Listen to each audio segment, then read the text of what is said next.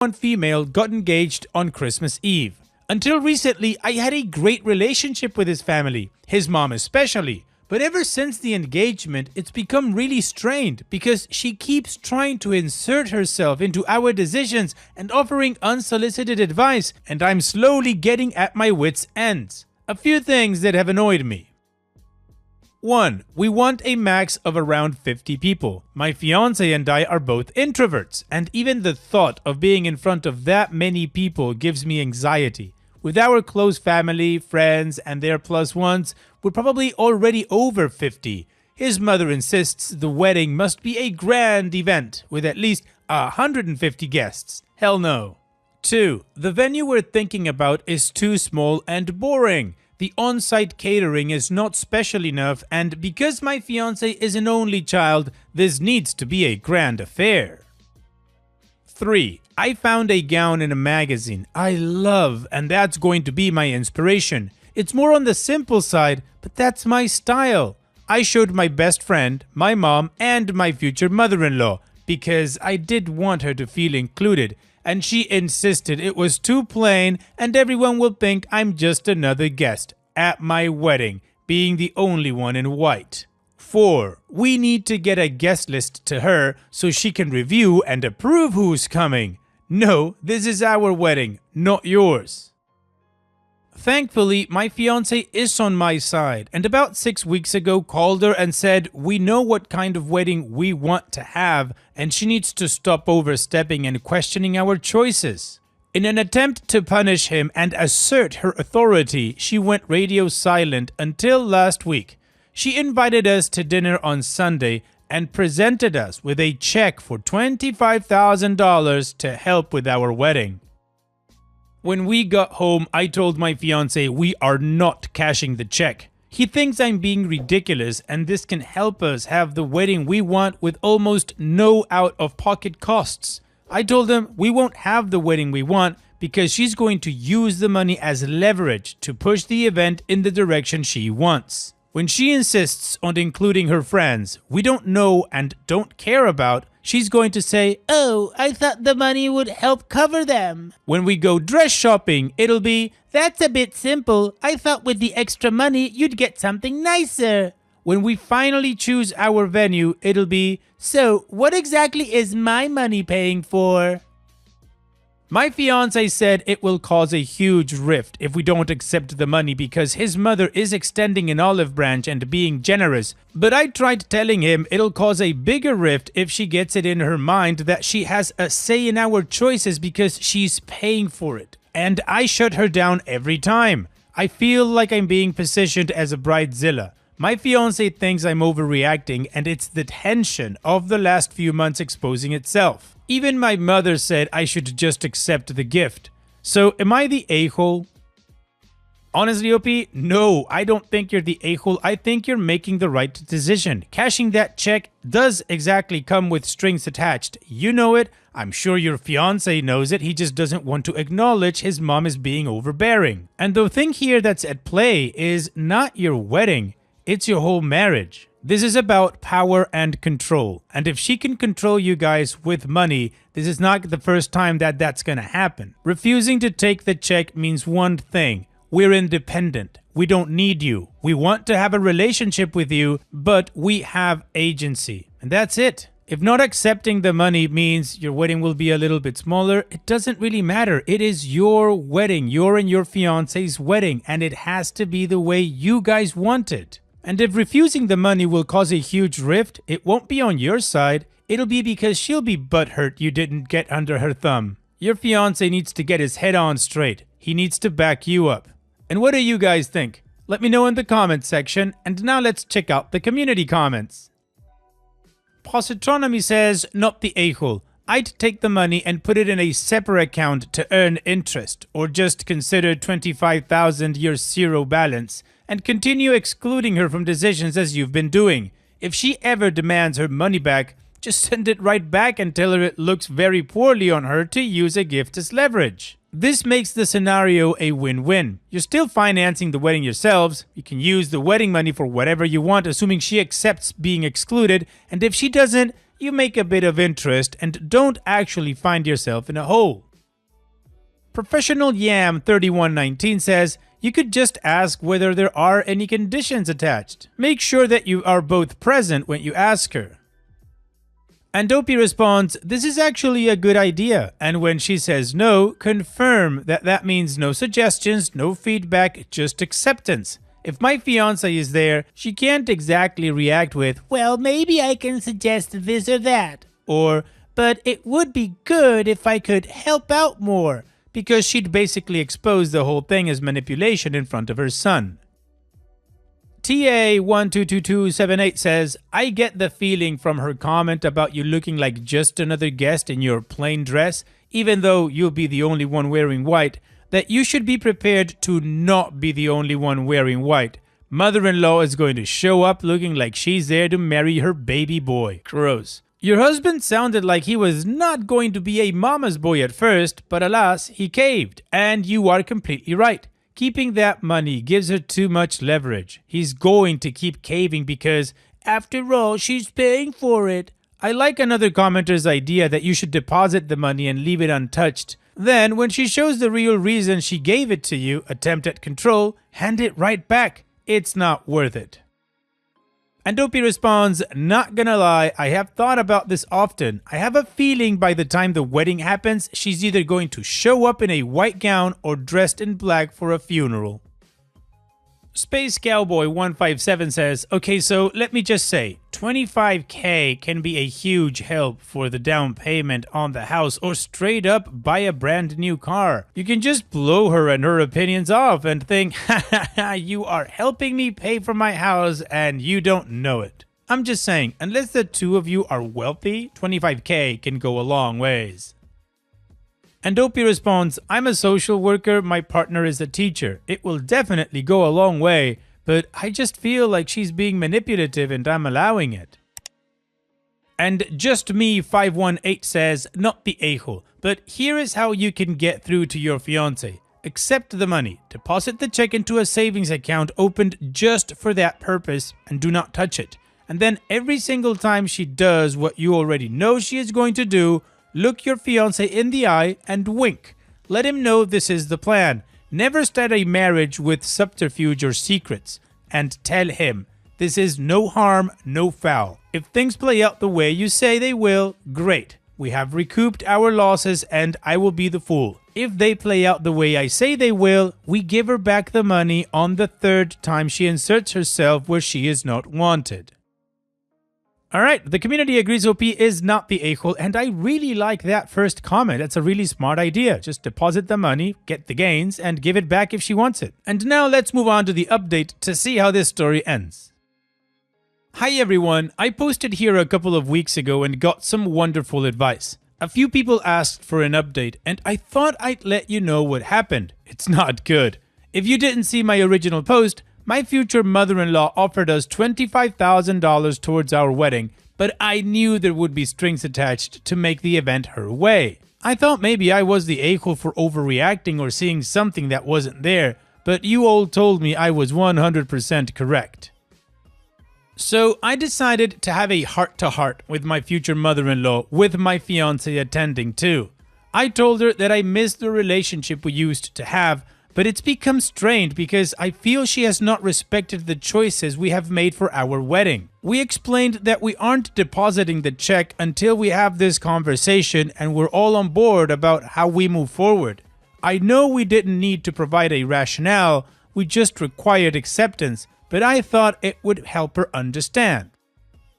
1. The wedding size. I reminded her that my fiancé and I are introverts. We would be maxed out emotionally and mentally with 50 people, and quite frankly, we only want the people who have been a part of our lives to be there to celebrate with us. There's no need for childhood neighbors to attend. There's no need for distant cousins we haven't seen in 15 years to attend. Just the people who have been with us on our journey. 2. The wedding gown. This is non-negotiable. A bride chooses her gown and I will be choosing one that I can be comfortable being in. This is the first time I'll be wearing a dress since prom. Reflects my personal style and makes me feel beautiful, not anyone else's personal style. And 3, the venue. Okay, this is a bit cringe, but my fiance and I met at a speed dating event a restaurant was running 4 years ago. We hit it off and here we are. Our absolute first choice for the reception venue was this place. Their event space will fit 50 people max. We thanked her for her generous $25,000, but we would give it back if our decisions aren't respected. We asked if she has any expectations around any decision making that comes with the gift. My future mother-in-law cried and apologized and told us she just wanted everything to be perfect, and she said that she never had a daughter who she can play a normal motherly role in wedding planning, that she was so scared that I'd leave her out of everything, which I never did. I wanted her to feel included. So there you go. We had a resolution. We deposited the check and started to move from the spitballing ideas to confirming vendors phase. When I called the restaurant we wanted for the reception, their private function room was unfortunately booked out for our very specific date that we can't change, which was really sad. So we decided to start looking at other options. A few days later, I get a call from a wedding planner who proceeds to tell me that my future mother-in-law hired her to help with the wedding. What the F? I called my future mother-in-law and she explained that my fiance mentioned we lost our preferred venue and wanted to take some pressure off my shoulders and hired a wedding planner. She insisted the planner was just to do all the background admin tasks.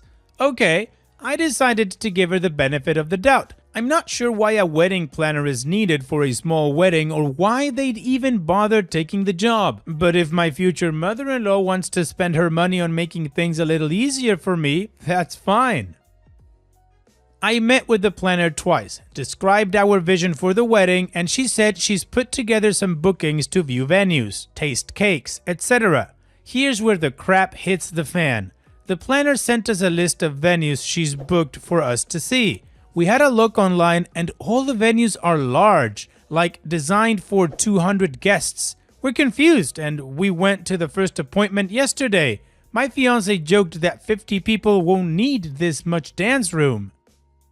The planner looked confused and explained that future mother-in-law contacted her last week to explain that we were considering expanding the wedding and would need a bigger space than originally planned. We got home and I called my mom and cried to her that this is all just too damn much and we are now considering eloping. My mom's spidey senses tingled and she called the original restaurant we wanted and was like, I'm calling about an event my sister is planning and she's so forgetful. I just want to confirm she's booked the private function room. It's for this date and my sister's name is mother-in-law's name. You guys, this bitch booked the effing venue out from under us. She booked it and paid a deposit to secure it so we couldn't have it. I can only imagine she did this to slowly convince us to book a larger venue and host a larger reception. My fiance called her and tore her a new one. He told her she's no longer involved in any aspect of planning. We will not be working with her planner. All vendors will be password protected and she's lucky she's even still invited, but will only be attending as a guest. No speech, no mother-son dance. He also told her that if she interferes at all again, she won't even be allowed as a guest. We transferred the money back to her account. I told him I'm going no contact. I don't really want her there, but I will be polite on our wedding day because I don't want drama. But then I'm back to no contact for good. He is 100% backing me up. Unless she releases the booking, the restaurant we wanted won't be an option. I doubt she'd extend the olive branch and do so. I kinda wish I didn't find that out. That felt like the twisting of the knife. But it was also the thing that really opened my eyes. The money feels too dirty and we don't want her to even be able to say she helped out with the wedding.